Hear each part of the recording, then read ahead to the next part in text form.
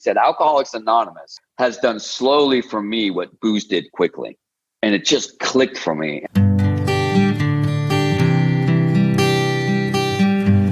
Well, hello, friends of Bill W. and other friends. You have landed on Sober Speak. My name is John M. I am an alcoholic, and we are glad you are all here, especially newcomers. Newcomers, that is, both to recovery as a whole and newcomers to this podcast. Sober Speak is a podcast about recovery centered around the 12 steps of Alcoholics Anonymous. My job here on Sober Speak is simple. My job is to provide a platform to the amazing stories of recovery all around us. Consider Sober Speak, if you will, your meeting between meetings. Please remember, we do not speak for AA or any 12-step community. We represent only ourselves. We are here to share our experience, strength, and hope with those who wish to come along for the ride.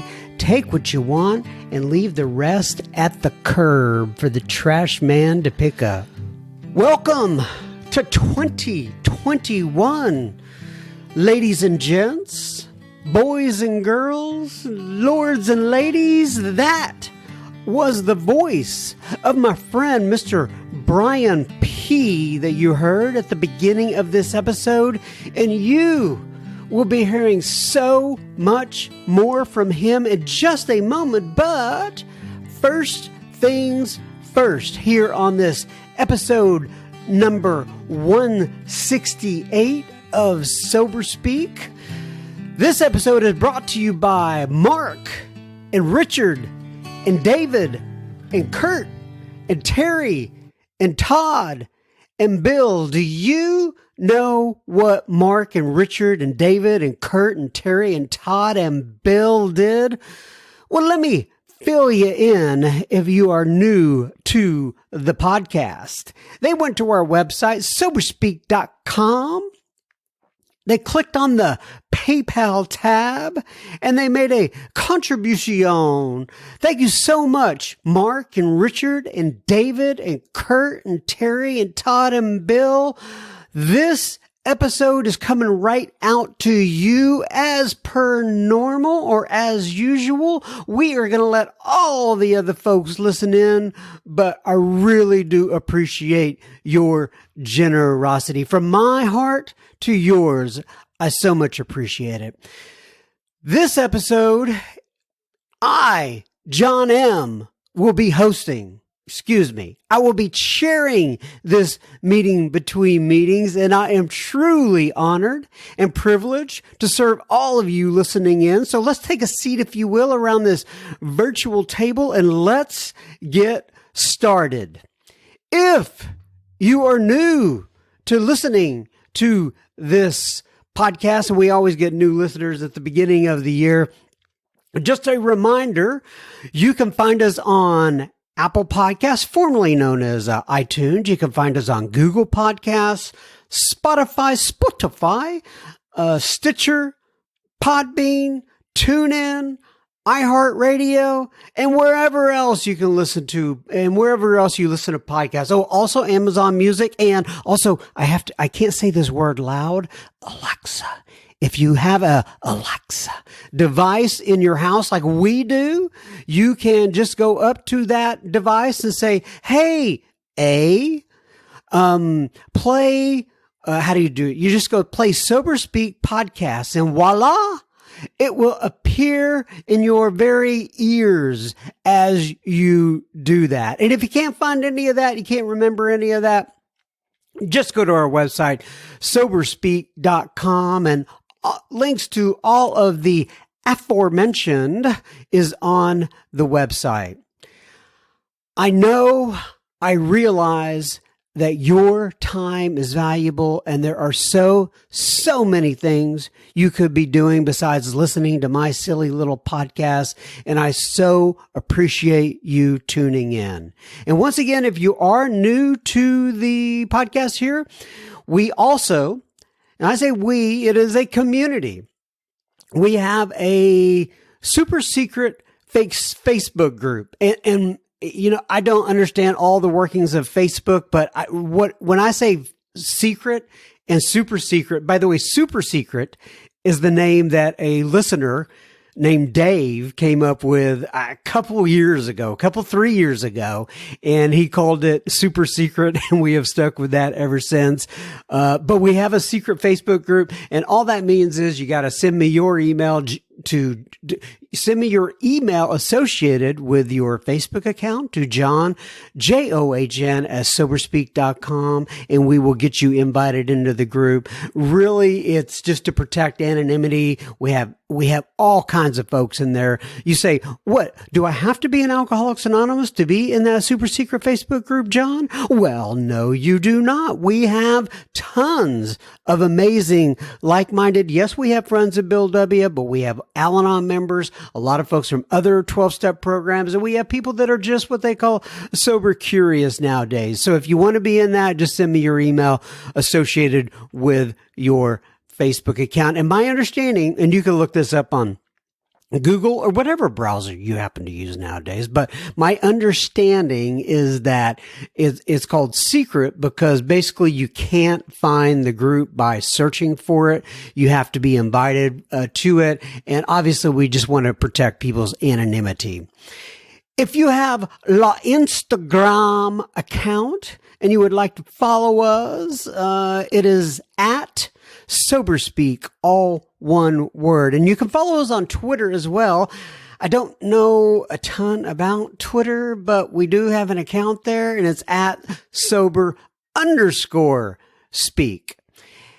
All right, now on to Mr. Brian P. Brian is an amazing member of Alcoholics Anonymous. I just absolutely love spending time with him. We did one episode with him before. It was the bank robber episode. What did I call it? Bank robber turns himself in to Alcoholics Anonymous. Anyway, he did absolutely fantastic. If you haven't heard that one, go back and listen to it. It's just, it will floor you. I guarantee you. But nonetheless, we've got Brian back on now, and he is going through steps 1 and 2 of Alcoholics Anonymous. Brian has been sober since March 6th. Of 1993. We address a lot of subjects in here. We talk about the phrase, we admitted. We address the physical allergy, the definition of insanity. You know, how people go, what do you mean? I'm not insane. Anyway, we talk about that. We talk about unmanageability and what that meant for Brian in his life. Brian presents a version of the promises that he uses for when we actually drink alcohol and what we experience when we drink alcohol. He talks about the difference between an atheist, an agnostic, and a believer. And we address much more than that. Buckle up, everybody. Enjoy the ride. Now, everybody, without further ado, please do welcome. If you're in your car, your kitchen, or whatever, you can, give a little applause. You can do whatever you want to do. But please help me welcome Mr. Brian P. And we will have plenty of listener feedback at the end of this episode. Enjoy, everybody. Okay, everybody. So today we are sitting here with the one and only Mr. Brian P. Once again, we have had Brian on the show before. I got a lot of feedback regarding Brian and his story. In fact, we called your episode Brian P. Bank Robber Finds the Light or something. Do you remember what it was called by any chance? I don't remember. It was something like that. Yeah, it started with bank robber. Yeah. But anyway, Brian is back. We got so much feedback from that particular episode. I wanted to and I enjoyed spending time with Brian. So I wanted to have him back and talk about the steps this time. So first of all, Brian, why don't you go ahead, introduce yourself and give your sobriety date if you wish, and tell people what part of the country you live in. Hey, everybody. I'm Brian P., and I'm an alcoholic. My sobriety date's March 6th of 93.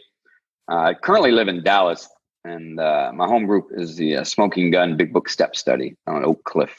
That's right. In fact, we talked about that last time because you said smoking gun. And why don't you go ahead and refresh people what the smoking gun was started by somebody in the group, and there's a cowboy hat involved and all that kind of stuff. Why did you come up with Uh, that name? I did not come up with it. So that's why. It's a ridiculous name. I would have preferred Stove Touchers. I think that's more appropriate. Stove Touchers. It was a guy named Jeff. He's part of our home group. And actually, I've known Jeff. Shoot, I've known him for 15 years. I sponsored him when I lived in Maine, and he lived in Tucson, and we both live in Dallas now. So it was his idea. He had a theme or something about the fourth step. You find the smoking gun in your fourth column. And anyway, he was really pushing for that. So I was really pushing for it, wanting to be in my neighborhood. So I gave up the name for the neighborhood, and he got the name. So Smoking Gun. And then we got a guy named Bubba B, who you should get on here sometime, from Austin. He's an old rodeo guy, and we had him sign his hat. He had a cowboy hat. He signed it and sent it to us. That's our seventh tradition. So, and I think it's appropriate that there's not one of us that were born and raised in Texas. So we're all like outsiders. So. That's hilarious. All right. So, by the way, I was in a meeting just recently. I didn't get to talk to the guy afterwards, but he was up in Frisco. And you know how we always say at the beginning, is there anybody visiting from another group that would like to be recognized? And there was a gentleman there who said from the Smoking Gun in South Dallas. And I love that. Yeah, so I was like, oh, I gotta ask him if he knows Brian, but I don't know. I had to either leave early or I just forgot one of the two. I can't remember. But so you have your travelers up in Frisco. But all right, so today we kind of went through Brian's. In fact, we didn't kind of. We went through Brian's story last time, or bits and pieces of it, if you will, and we talked about so many different things, and it was such a great episode. And like I said, if you haven't heard Brian P. Bank Robber Does Something, go back and look that one up. It was absolutely fantastic. But we never really did get into a deep dive, if you will, on the steps. So what we decided we were going to do this time around was kind of go, I thought we just kind of go steps 1, 2, and 3. Now I'll tell you, Brian, I've been through this before, and sometimes I start with, and it says, I think I'm going to get to step 3 or whatever. And we end up spending the whole time in step 1 or whatever, but we are going to attempt to get through steps 1, 2, and the 3 in the time that we have allotted. So let's just go ahead and dive right in. So, okay. Step 1, we admitted we were powerless over alcohol and that our lives have become unmanageable. What are your first thoughts in regards to that step? Well, I mean, if you want to go back to my first time I read it on the wall in a meeting, my first thought was, that's not me. But if I'm talking now, 27 years later,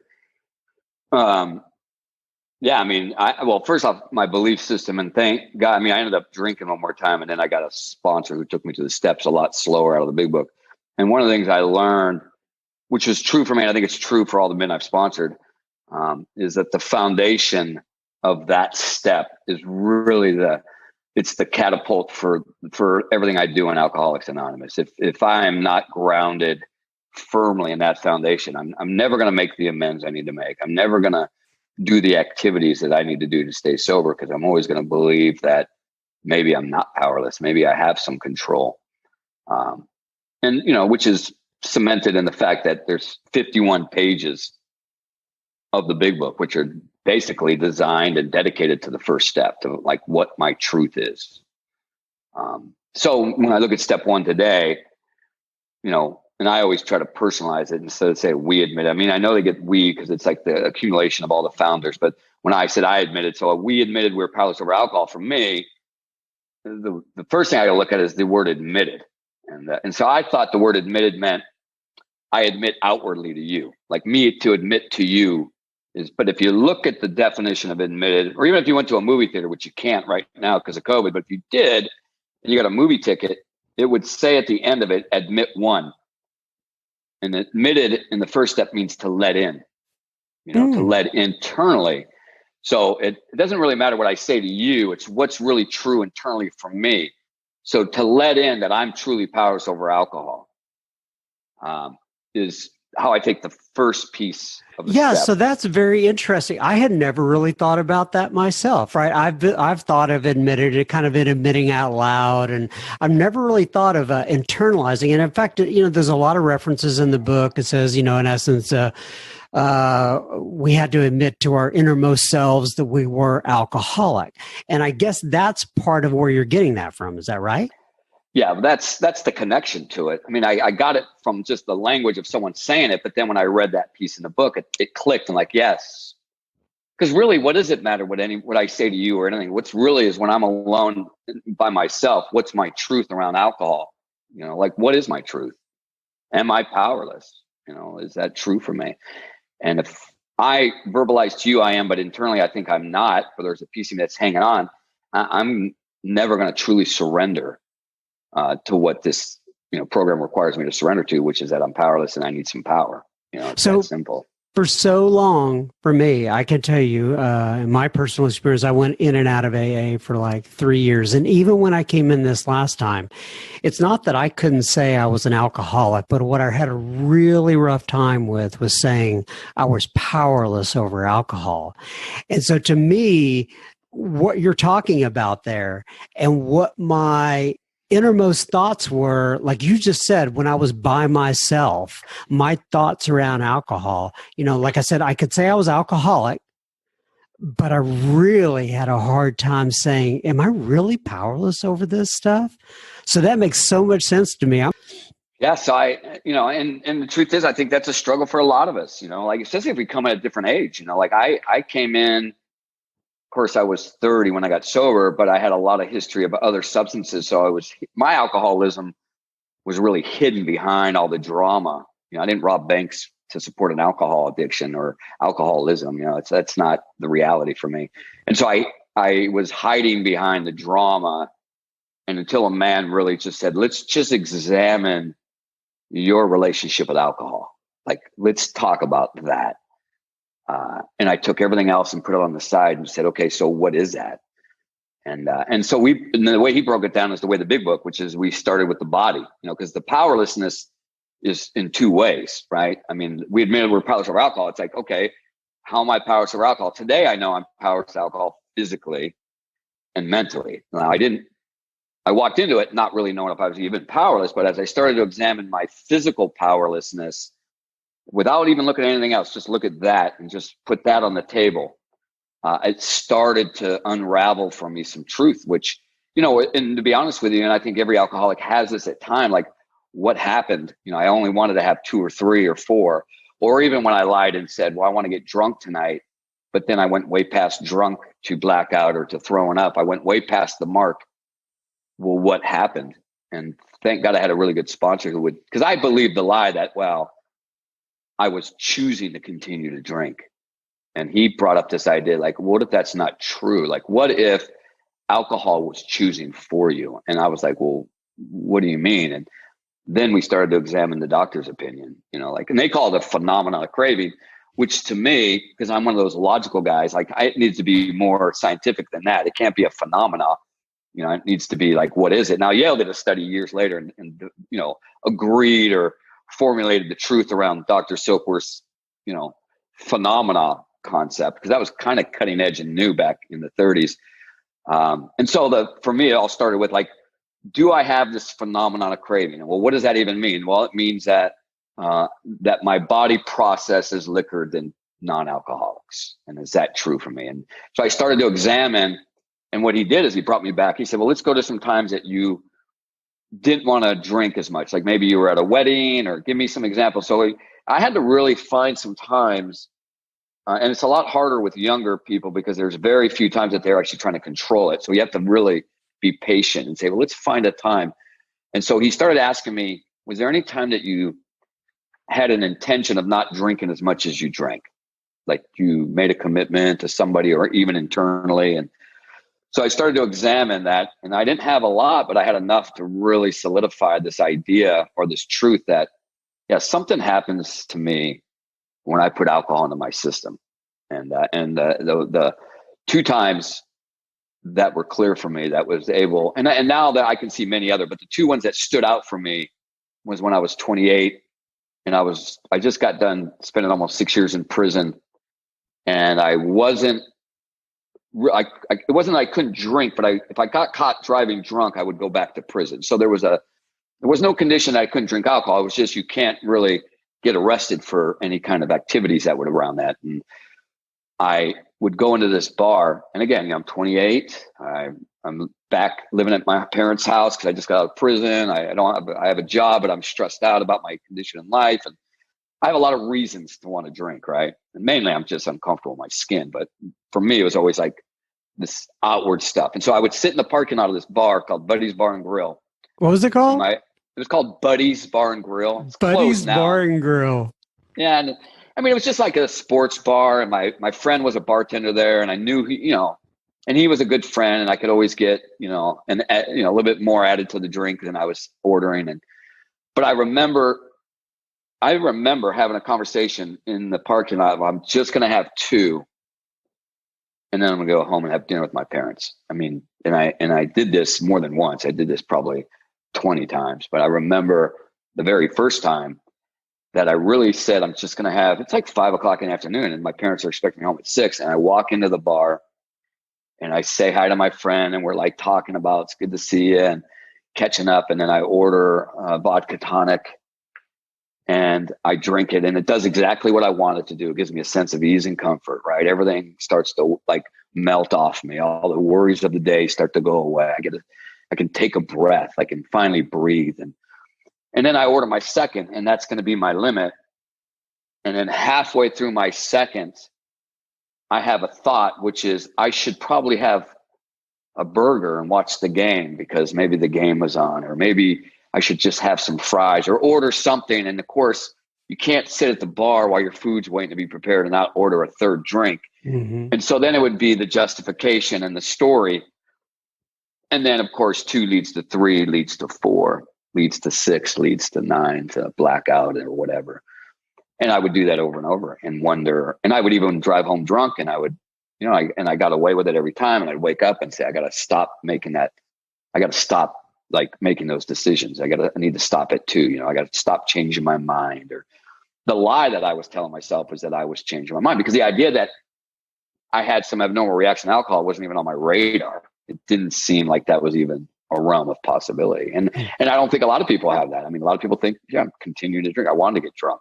And, and I had an idea, and this is a sidebar, but it is what happens to a lot of us, is I brought into Alcoholics Anonymous some ideas around alcohol based on my dad's reaction to my mom's drinking. Like my mom was a barroom drunk. And so as a young man, and I'm talking 9, 10, 11, I would hear the argument. My mom's going to go off to the bar and have a few drinks with the girls, and she'll be back in an hour. And then the story and the argument would be, my dad would say, it's never just a couple drinks with the girls.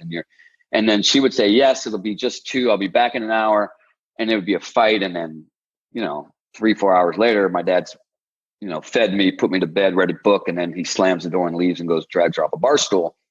And then what I hear through the walls is he's telling her she's weak and she doesn't love us. And as a kid, that gets implanted into my mind, like my mom's weak and she doesn't love us. And so I bring that into Alcoholics Anonymous, which makes it even harder to swallow this truth that, and the truth is, when I finally realized, like, oh my gosh, I have an abnormal reaction. I'm just like, I'm not like normal drinkers. Like, there's only like 10 to 12% of people in the world are alcoholics. So, the other 80, 90% are looking at us and like, what's wrong with you guys?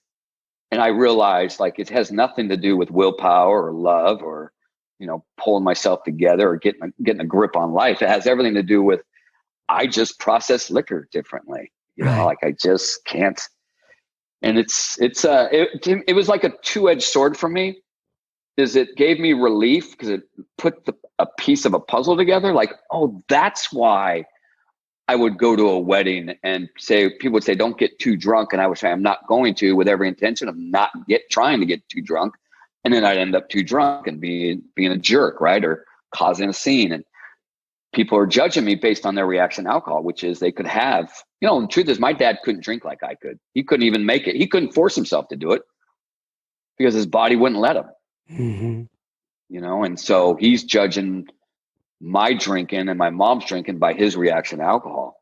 And, you know, and I'm judging my mom's drinking and hence mine by my dad's statements, which is, so the freedom in that for me, I think the freedom, well, I know it is for me, because it made a lot of sense. It answered, you know, and it gave me answers to questions that I had, like what's wrong with me. And it also took my mom off the hook. It made me feel some real passion and compassion for my mom of like, oh, it wasn't that she didn't love us. She probably had intentions of just drinking 2, maybe 3. But once she started, she couldn't stop. Because if you really examine alcoholism, that's the only thing that separates us from non-alcoholics. It's our reaction to alcohol. That's the only thing. That's right. In fact, you hear people all the time saying, well, we think this way because we're alcoholics, and I don't buy into any of that.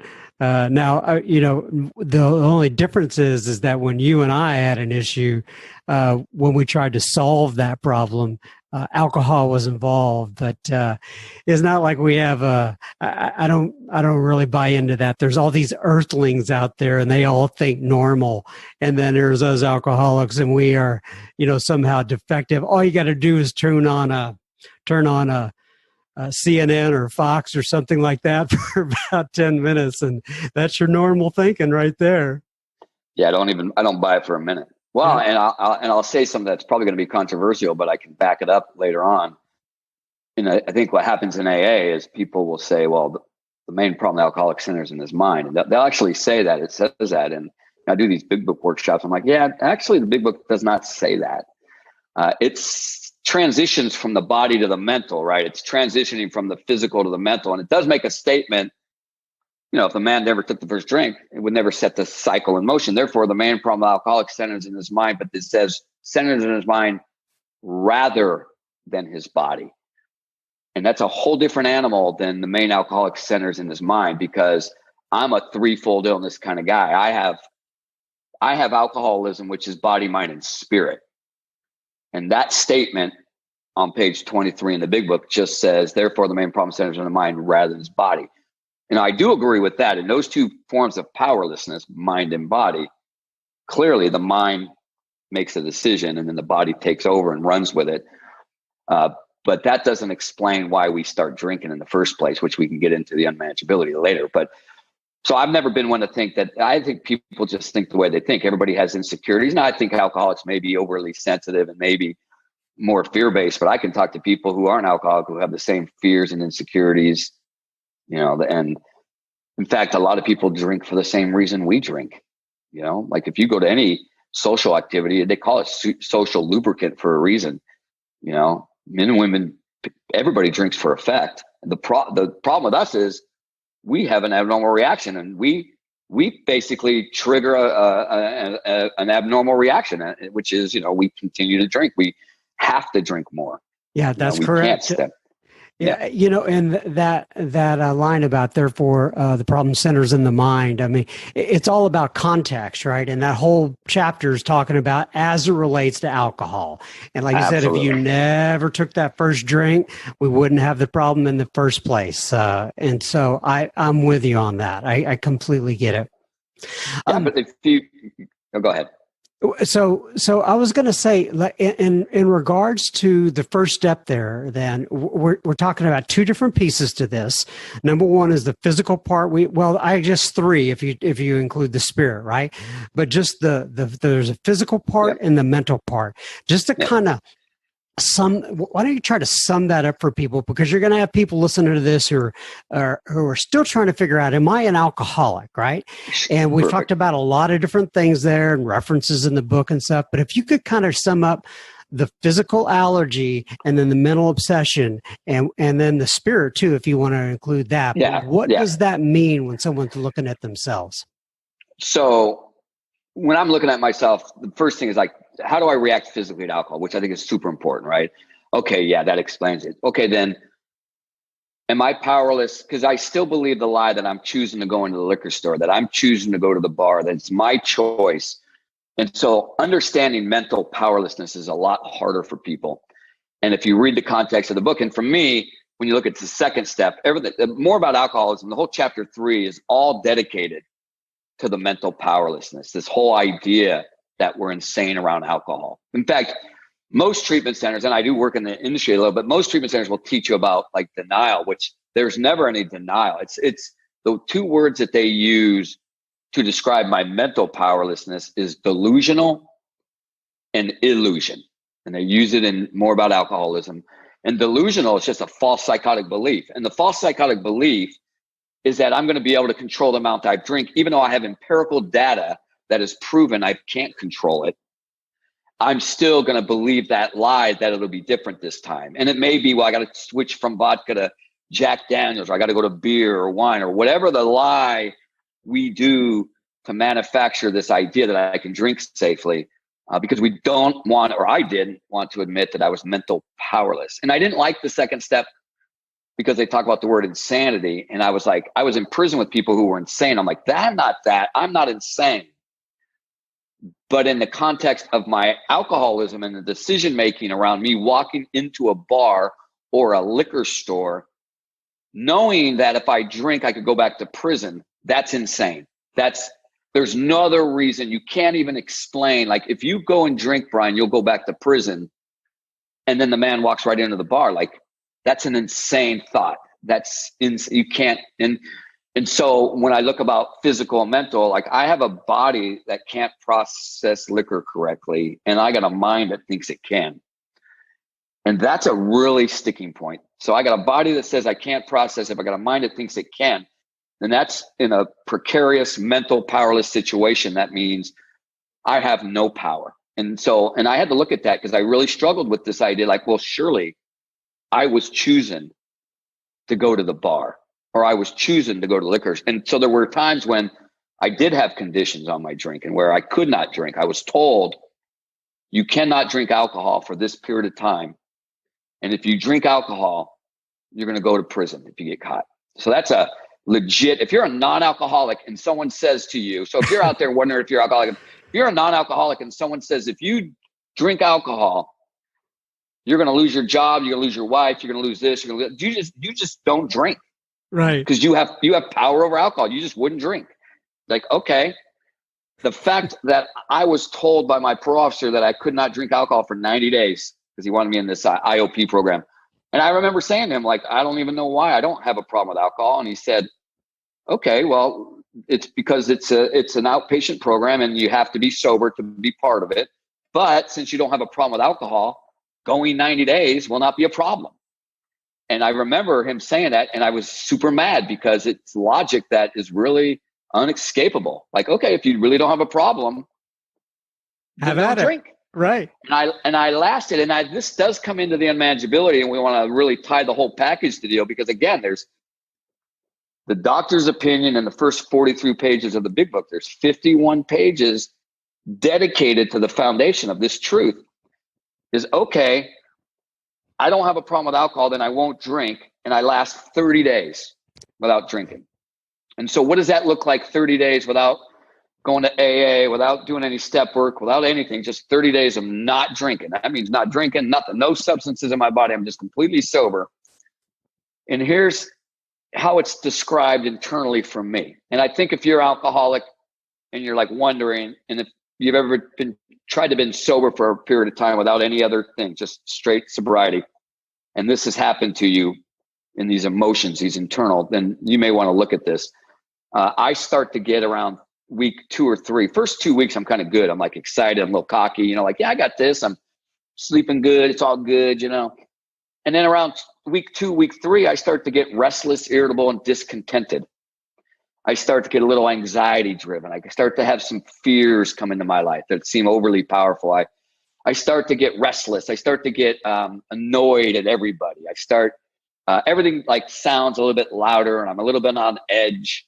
I have some guilt and some shame that starts to creep in. It starts to weigh on me. And they call it spiritual malady.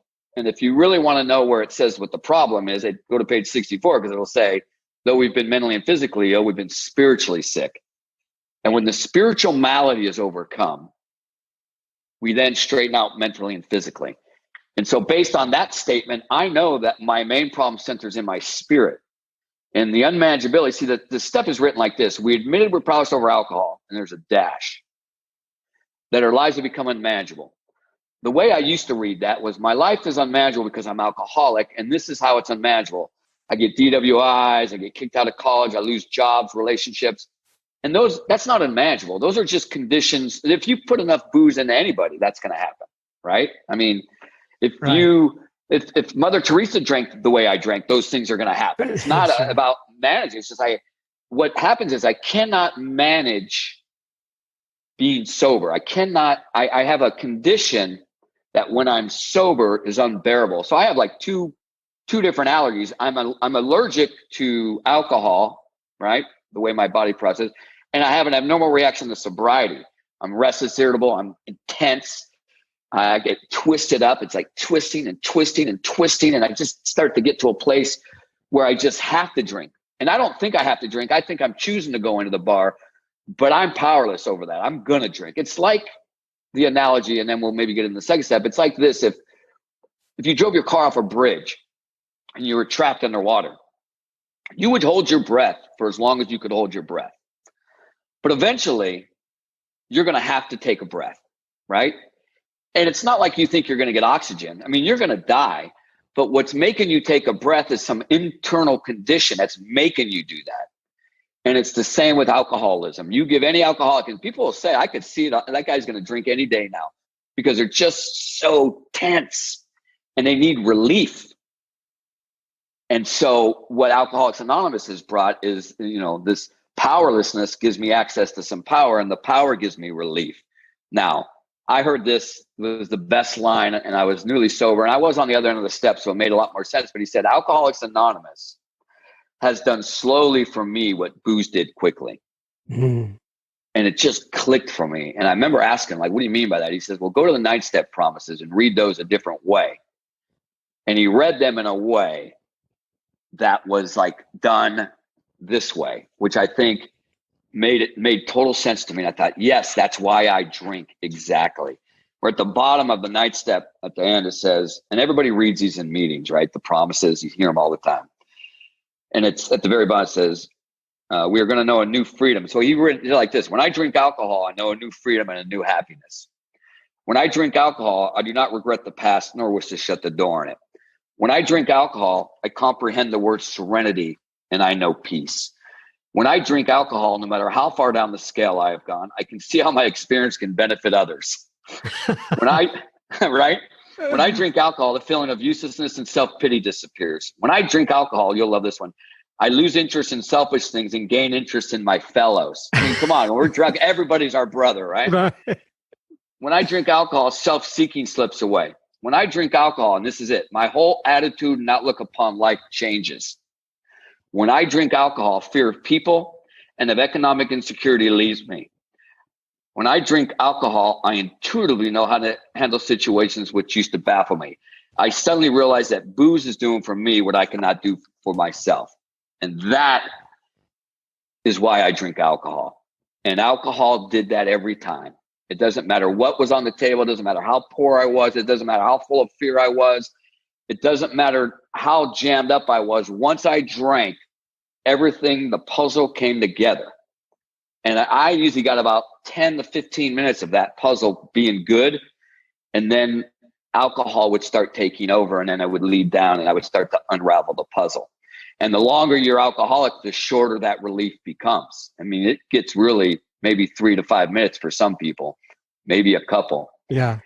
And so the guy told me, he said, if you could live in that place, all those promises were true just based on your relationship with your creator as a result of the steps, would you ever drink again?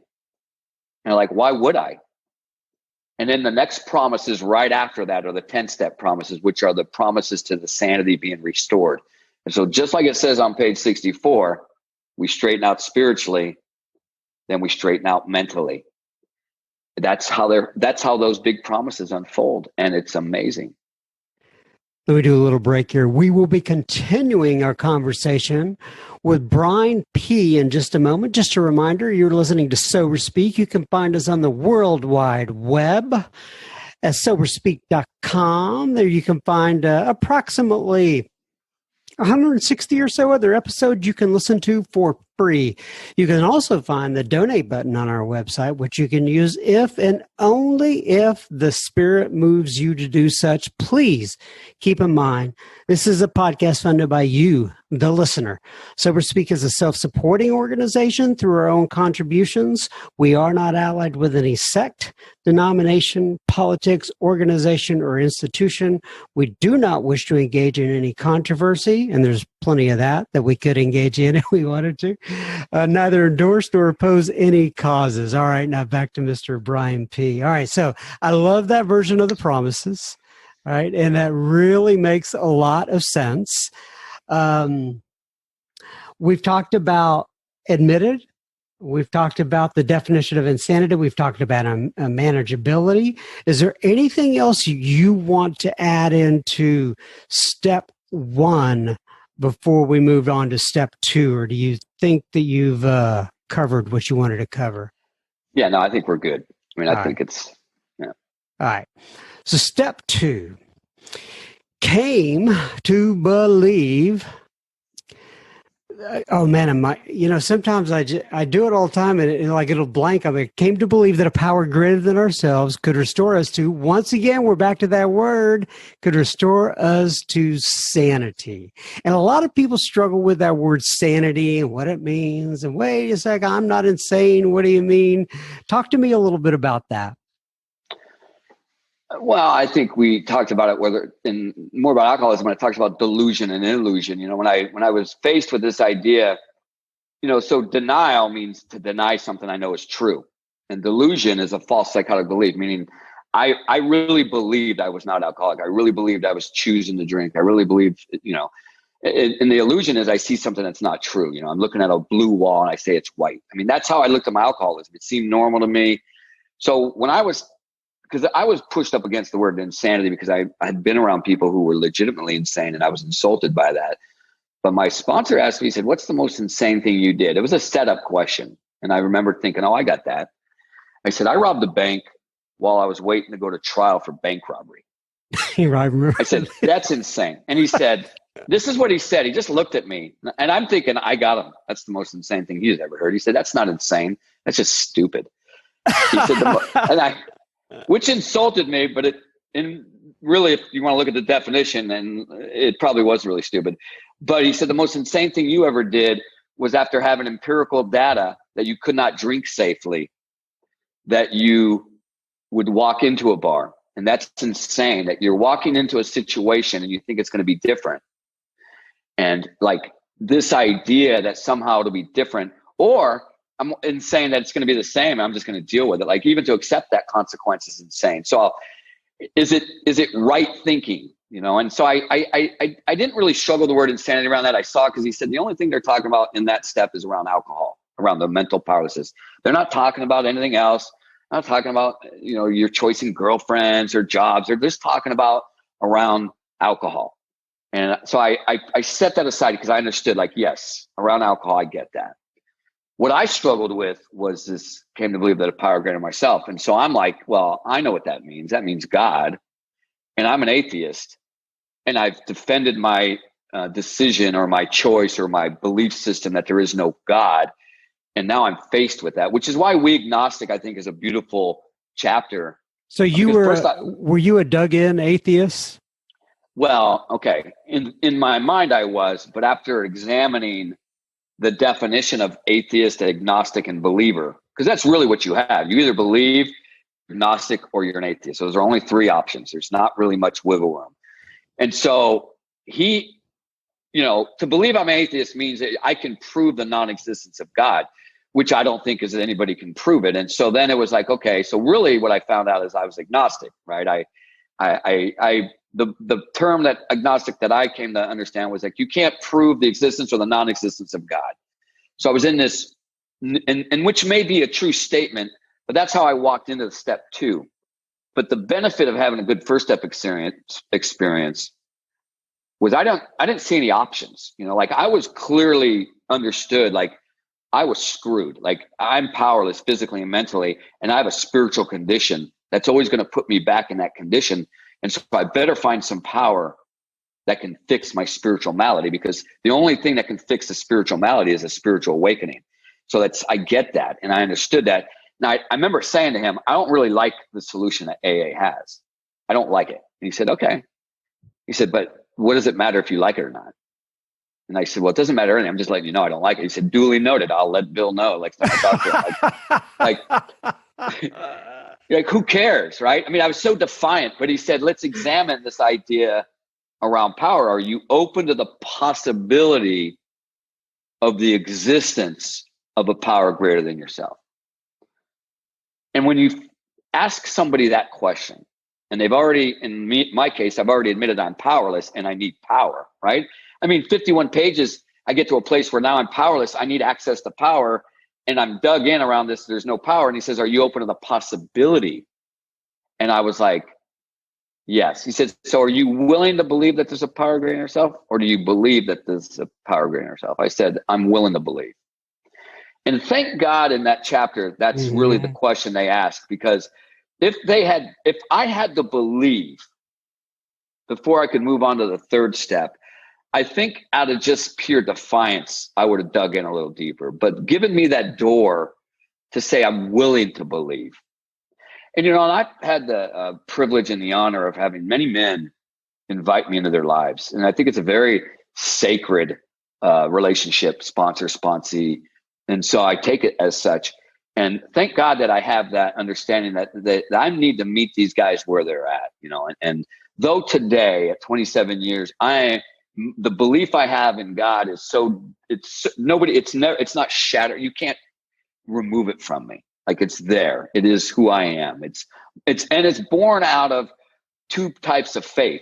Faith of my experience, right? Like, I have 100% faith when I go to bed tonight and I turn my light off, the room's going to go dark. And I have that based on, doing it 1,000 times. And so my belief system and my faith in God today started with experiences.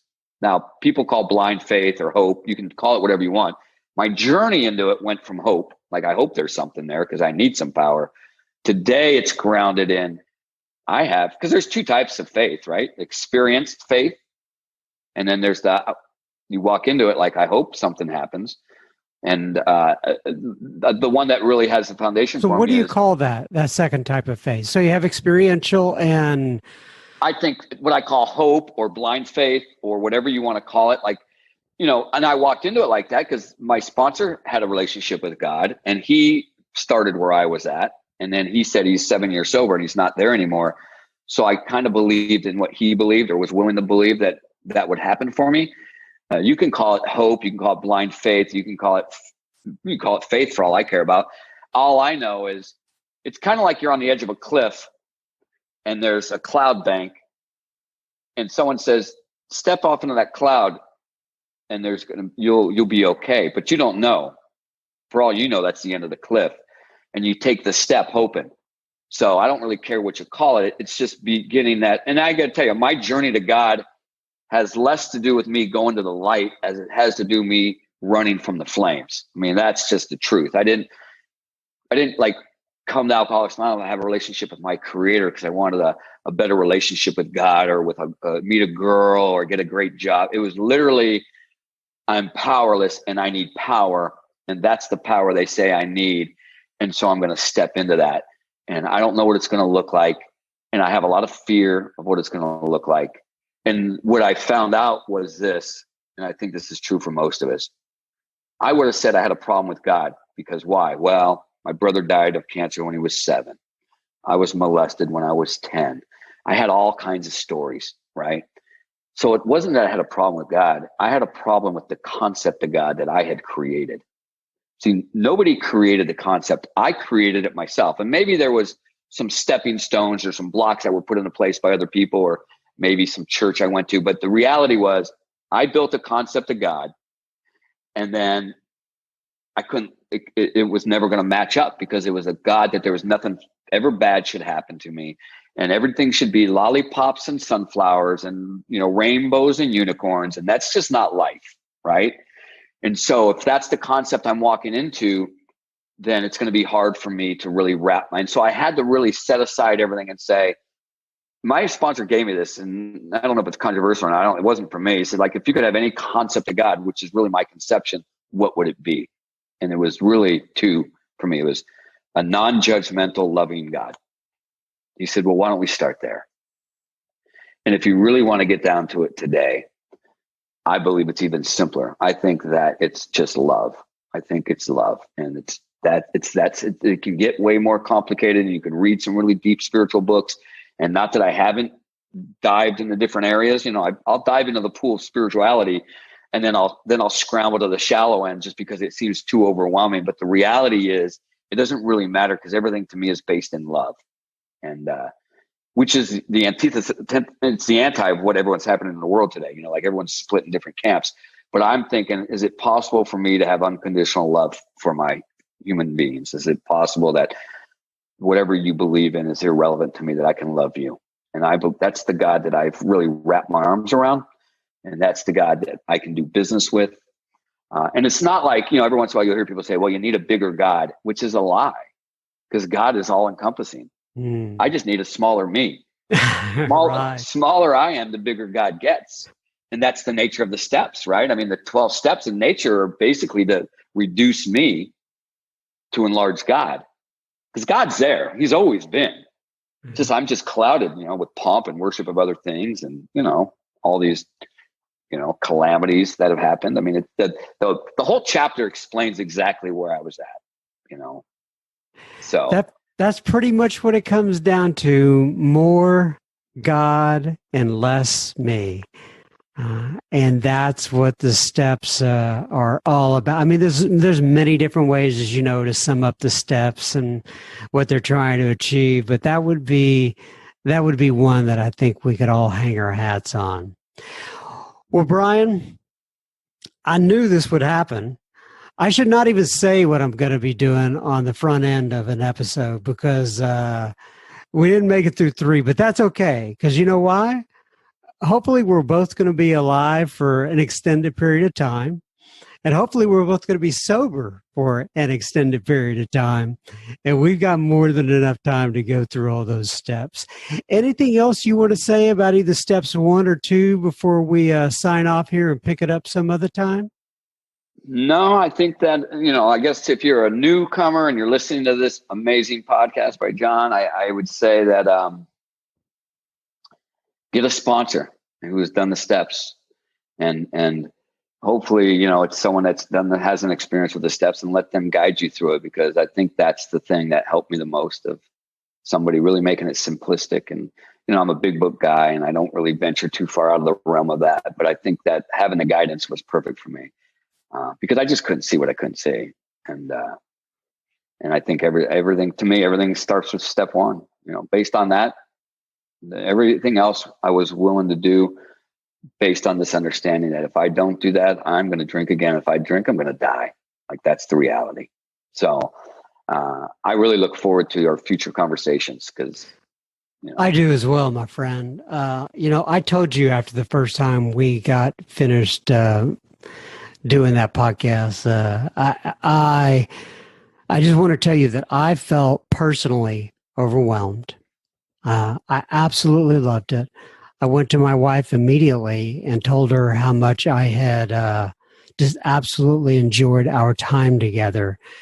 You said something on the way out of the house. You said something like, thanks for ripping my heart out, or something like that. And I just really had a great time with you. And a meaningful time is more of how I should say that. And I knew I wanted to have you back on immediately. So here we are. We've got another episode recorded. We will do some more. And God bless you. If anybody wants to reach out, or if anybody wants to get in contact with Brian, you have any questions of him, just send me an email to John, John, at soberspeak.com, and I can pass you on to Brian, if you don't sound too crazy in your email. Crazier the better for me. All right.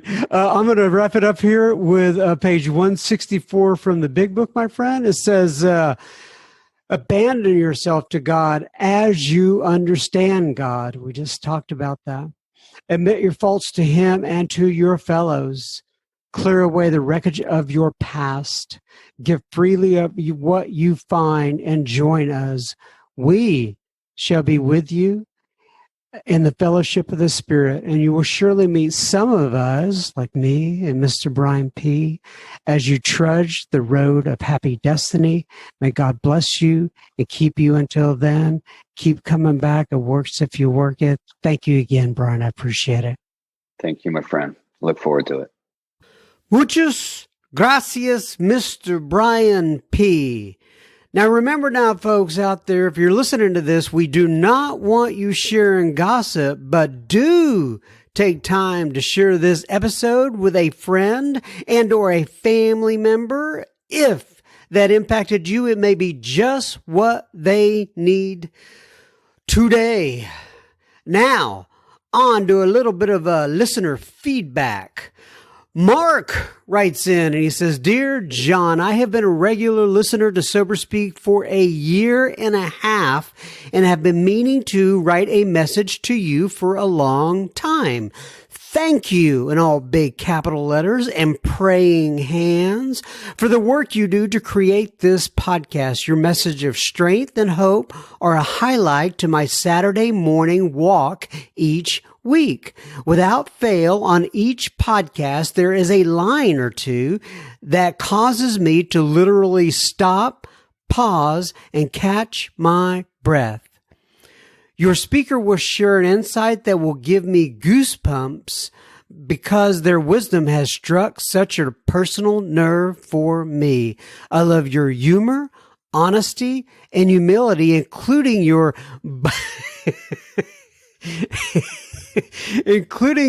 bilinguality. By the way, maybe that's one of those words we could get into the dictionary eventually, bilinguality.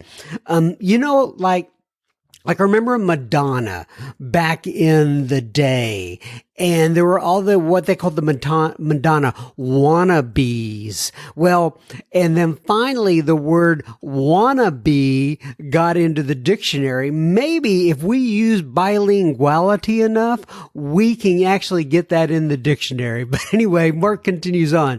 You know this, but it bears repeating. Your work on Sober Speak is making a difference in the lives of people all over the globe.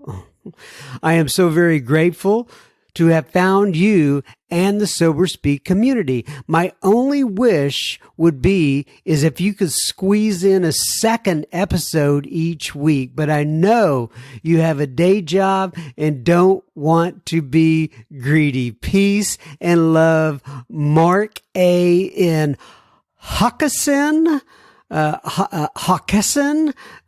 Delaware. Well, Mark A., thank you so much for writing in. Oh gosh, I appreciate it. There's so many kind words in there. Peace and love back at you, my friend. And and I have thought about putting out a second episode each week, but as you mentioned there, I do have a day job and I have a family and I have meetings I have to get to and other things. But maybe someday, you never can tell, when I hit retirement or something like that, I can start doing a second episode in the week, but I do appreciate it. Another Mark writes in and he says, Happy New Year to you and your family, John. I'm 1 year and 1 month sober and you were a big help. You are doing God's work. Thanks, Mark. Well, we're all in this together, Mark. We all support each other, as you know, but once again, I do appreciate your kind words as well. Jason writes in from Norway, and he says, Happy holiday, John. I just wanted to send you some pictures of the Christmas lights that I got to see this year. These pictures were taken outside of a town on the northern coast of Norway on Christmas Eve. You may notice that it's dark out. Yes, I see that, Jason. And he says, however, it was the mid-afternoon in this area. We experienced what is called the polar night, which is 24 hours of darkness for months. Hope your holidays are going great and that you are well. Your friend in recovery, Jason. Well, Jason, those are incredible pictures, and I can't believe that is the middle of the day. That is just absolutely amazing. And thank you for sending those in. I appreciate it. Your friend in recovery, John.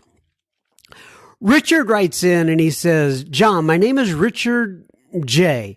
And he says, I'm 17 years sober and I live in the city of La Palma, California. I think I got your link from Bill C. Bill C. He's talking about who's been on the podcast many times.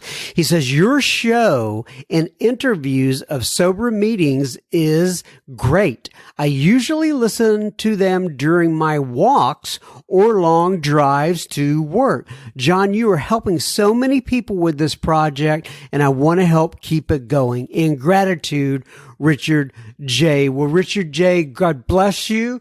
I'm glad that you found my link through Bill C somehow, and you and all the other listeners out there. You know that California is actually our number one listening state. Now, when I first started all this out, it was Texas because I'm from here, and just all my buddies were hopefully, or some of my buddies were listening in and sharing it with their friends. But California, by far and away, is our largest listening state, and we appreciate all you folks out in the California area.